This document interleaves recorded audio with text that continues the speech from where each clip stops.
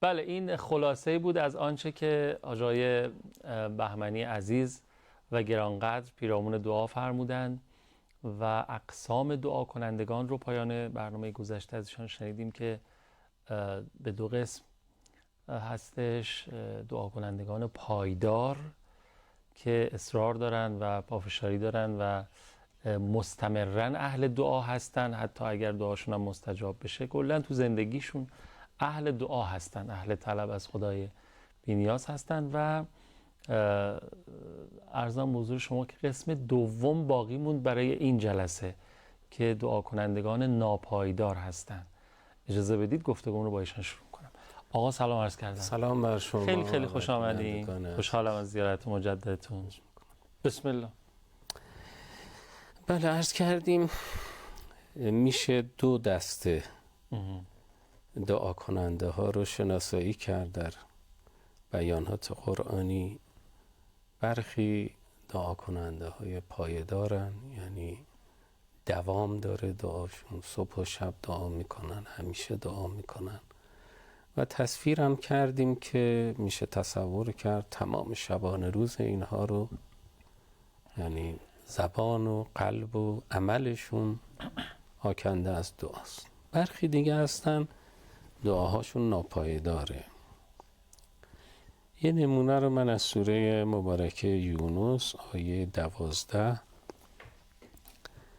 به بیان قرآن آمده که ولما وقع علیهم الرجس، همین که رجس اون ابتلایی که بر اینا آلودهشون میکرد نازل شد، قالو یا موسی ادع لنا ربک بما عهد عندک. تازه خودشون هم دعا نمیکنن، به موسی علیه السلام میخوان که دعا کنه از به واسطه از خداوندت بخوا به اون چه که به تو عهد کرده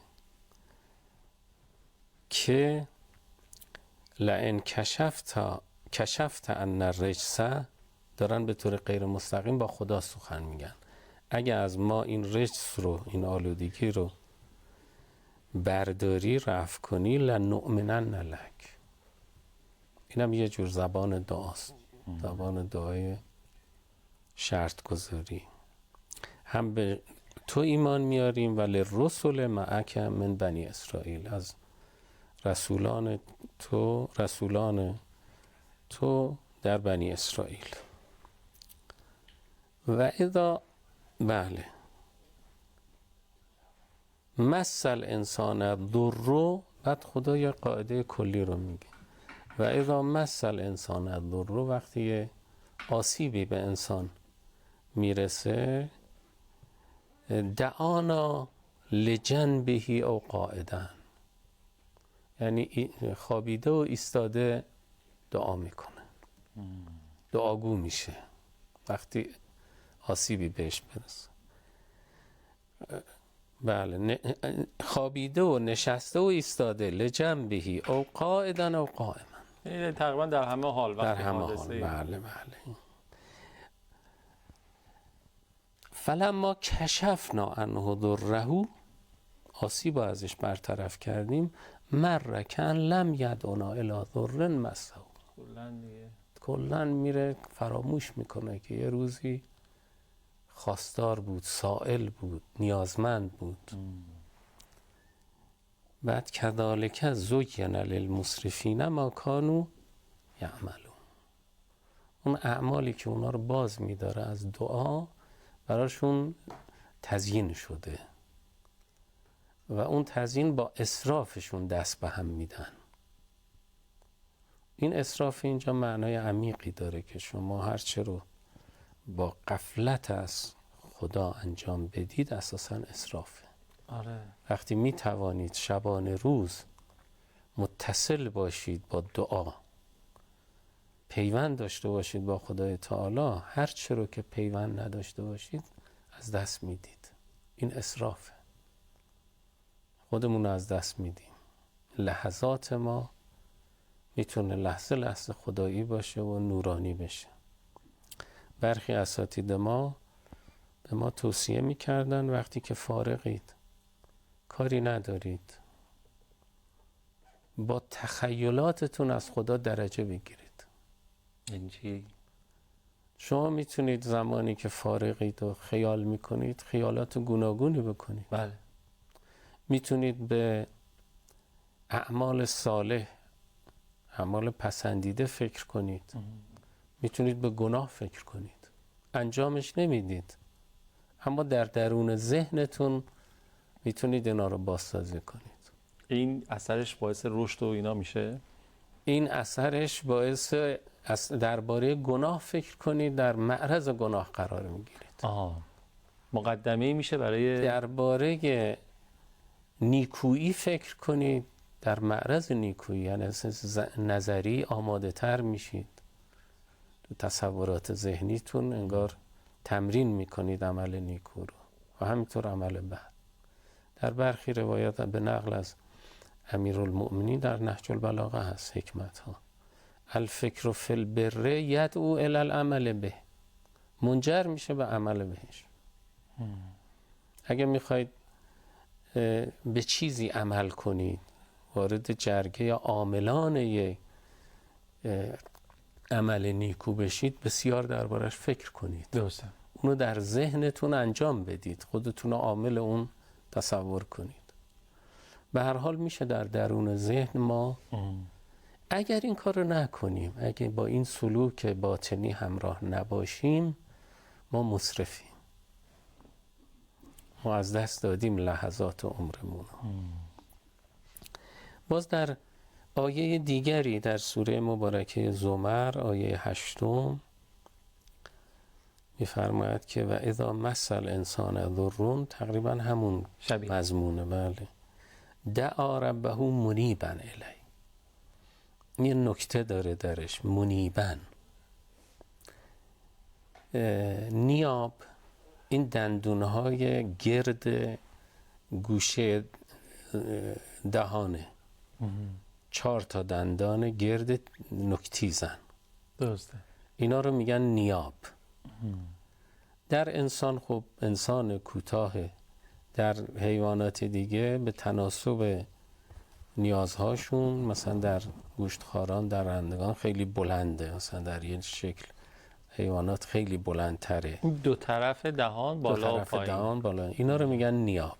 درست. خب منیب از این گرفته شده، یعنی قاطع، این کندن. شما زمانی که چیزی رو نمیتوانید با دندانهای، مثلا دندانهای آسیاب که برنده نیستن، کوبندن.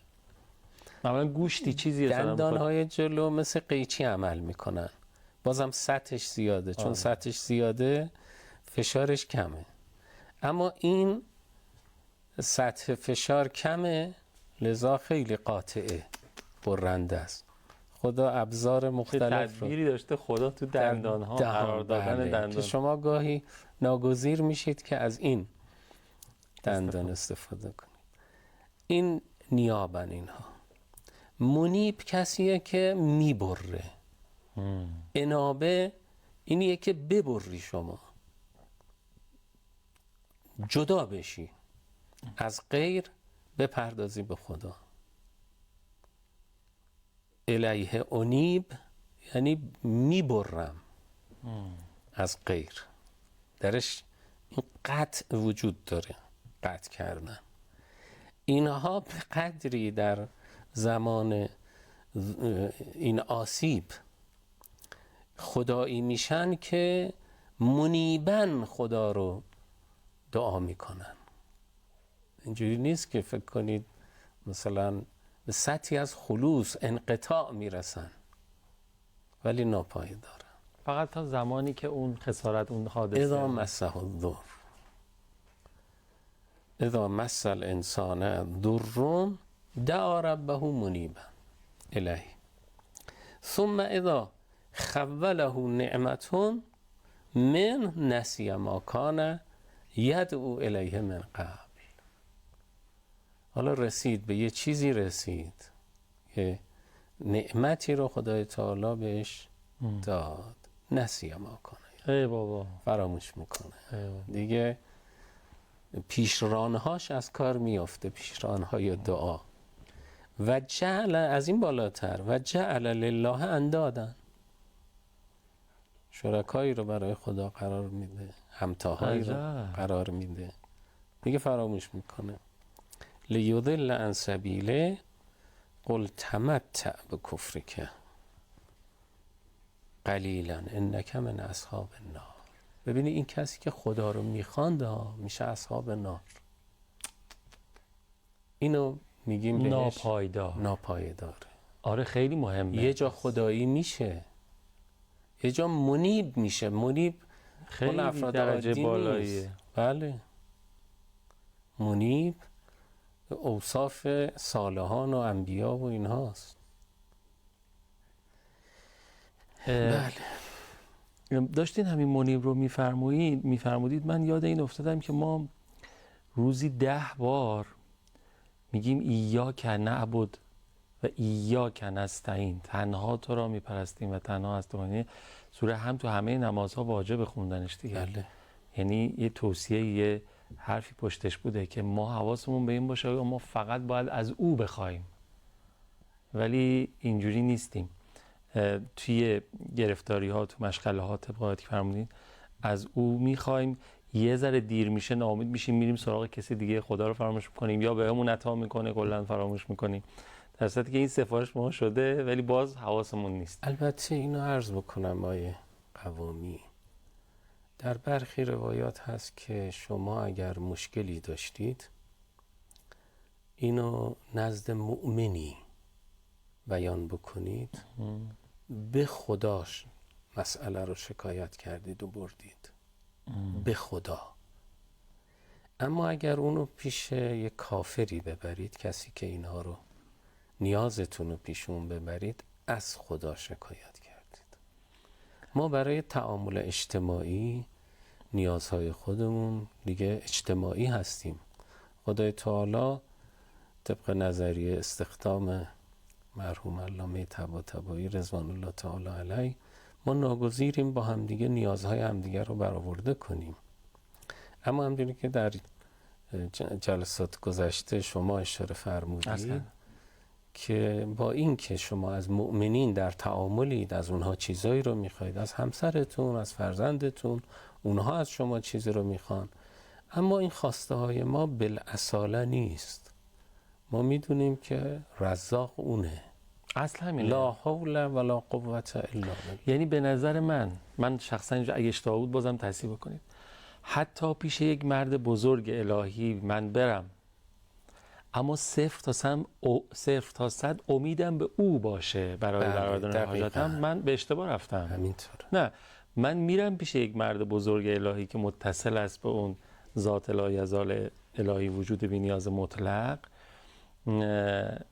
اصلا به این خاطر میرم پیش او، چون اون اتصال داره و منبع و هدف اونجاست. و خدای تعالی این رو مقرر کرده، یه ساختاری. خب این که همون ایاک نعبد و ایاک نستعینه. مثلا شما رو، دعای والدین شما رو در حق شما بیش از دعای شما معتبر کرده. برای چی؟ خدا خواسته شما نیازمند والدین باشید.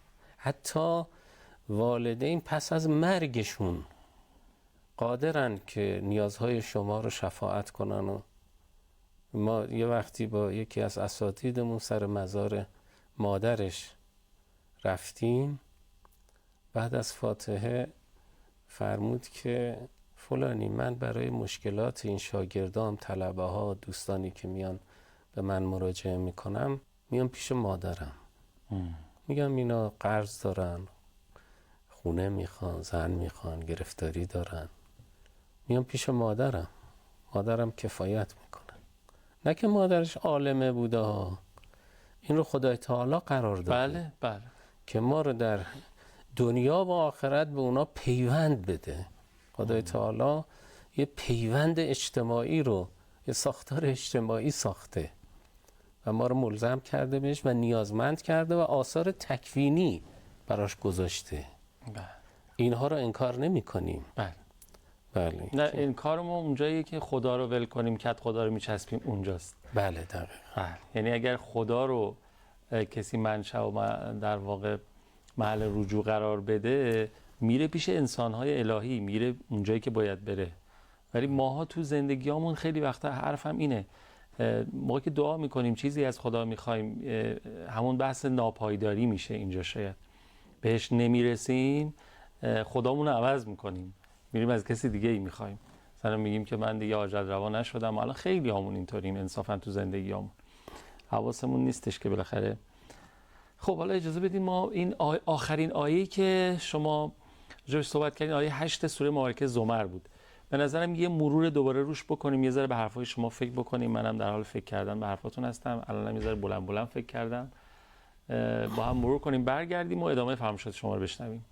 دلم میخواد راجع به اینم سوال بکنم و شما اگه صلاتون سوال بکنید که حالا مثلا با توجه به حرفایی که فرمودین ما چجوری باید دعا کنیم، کلا روش دعا اونا رو هم میرسیم. اینا میرسیم هر جور صلاتون عناوین من هست. بسم الله بفرمایید. اللهم صل علی محمد و آل محمد و عجل فرجهم. قبل از پخش این آیه شریفه عرض کردم، از آقا خواستم که صلاتون استن راجع به اینم صحبت بکنن که ما چجوری اصلا باید دعا بکنیم، لزومش چیه که ما باید حتما بدونیم چجوری دعا بکنیم. شاید الان خیلی آقا دعا کردن که دیگه چجوری و اینا نداره، که یه چیزی میخوایم، خدای من میخوام دیگه، من خودت گفتی ادعونی استجب، به من گفتی بخوانید مرا تاجرات کنم، من دارم شعار میکنم خدایا خودت گفتی هر چی میخوای از من بخواید، من مثلا این حاجت دارم، حاجت مادی و دنیوی و اخروی و نمیدونم بچم عروس شه، نمیدونم خونه میخوام، ماشین میخوام، این حاجاتی که داریم دنیایی و اینا. این دیگه مدل خاصی نداره. میگه مدل این لزوم یادگیری نحوه دعا کردن. من این رو با یک مثال مناسب روشن کنم. بفهم. گاهی شما یک کشوری میرید، زبان اون کشور رو بلد نیستید یا کامل بلد نیستید. این گونه نیست که شما نتوانید نیازهاتون و نیازهای روزمره‌تون رو در اونجا با علامت، با اشاره، با یک کلمه نتونید بیان کنید و اونا هم نفهمن. بالاخره یه جوری این یه نکته. ولی اگر شما زباندان باشید، خیلی زیباتر، خیلی منسجمتر، زمانی که خود شما بیان میکنید راحتید، به تکلف نمیافتید، سریعتر به خواسته‌ها میرسیم. بله. درباره خدا البته این تنظیر چندان کامل نیست، چون خدای تعالی اصلا نیاز به زبان من نداره. دقیقاً. پیش از اون که شما بخواید اون میدانه شما چی میخواید. اما واقعیت اینه که خود خدا مقرر کرده که بخواید. بله. میفرماید ادعونی استجب لکم، بخوانید. حالا این خواستن دو شکل داره، یا شکست بسته باشه یا زیبا باشه. کدوم یکی؟ طبع انسان زیبایی رو میپسنده، درسته؟ گذشته از این که در دعاها، مخصوصا دعاهای قرآن کریم و دعاهایی که از اهل بیت رسیده، دعاهای معتبر، یک هندسه بی‌نظیر درونی داره، یه ساختار و شبکه معناییه که با جابجا کردنش به هم میریزه همه. اونا خودشون یه بار معرفتی فوق‌العاده دارن که اگر فرصت شد من به تناسب اونها رو اونقدری که در توان من باشه بخشیش رو بتونم بیان بکنم. بنابراین ما نیاز داریم که یاد بگیریم. نمونه های قرآنی وجود داره که خدای تعالی به پیامبراش یاد میده که چگونه دعا کنید. این نمونه های مناسبی هستند. اصلا خیلی دعاها هست که بدون این که خدای تعالی فرموده باشه مثلا این رو بگو گفته شده. از قول کسانی میگه مثلا ابراهیم این گونه گفت یا فلان پیامبر چنین گفت و اون کلمه رو، کلمات معمولا زیبا و منسجمی هستن، بیان میشن. جایی هم میفرماید قول، بعد مضمون اون سخن دعاست. این نمونه ها به نظر من خیلی جذاب و جالبه و خودشون مصادیق آموزشن که خدای تعالی گام به گام به پیامبرش یاد میده، حتی دعا کردن.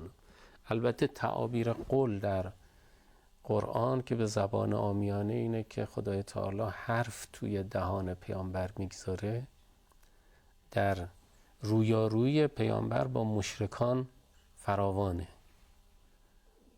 خدا میفرماید مشرکان چنین میگن، شما اینگونه بگو. عین کلمات رو به پیامبر اکرم آموزش میده. این یاری پیامبر یه نوع به بیان امروز یاری نرمه، در رویارویی نرم پیامبر با اونها داره پیامبر رو کمک مستقیم میکنه که دقیقاً کلمات رو القا میکنه که به اینا این سخن رو بگو. بخشی از این بگوها دعاست، مضامینش که اینگونه دعا کن. نمونه اولی که میخوام خدمتتون عرض بکنم از سخنیه که خدای تعالی به تعبیر بنده به حضرت نوح علیه السلام یاد میده. در سوره مؤمنون آیه 29 میفرماید قل رب انزلنی منزلا مبارکا و انت خیر المنزلین، که ظاهرا وقتیه که در کشتی هستن و میخوان در جایی من به اصطلاح اتراق کنن، منزل کنن دیگه، خسته میشن از دریا. رب انزلنی منزلا مبارکا و انت خیر المنزلین. قل رب انزلنی، بگو. ببینید این چند تا چیز رو نشون میده. یکی این که خود خدا میفرماید بگید، فقط خطور قلبی نباشه، بگید، به زبان بیارید. این چه حسابیه در این که انسان به زبان بیاره و خدای تعالی تصریح داره که این گفتن رو دوست داره. نمونهش هم یاد میده، خود سخن رو به پیامبر خودش. در جای دیگه داره که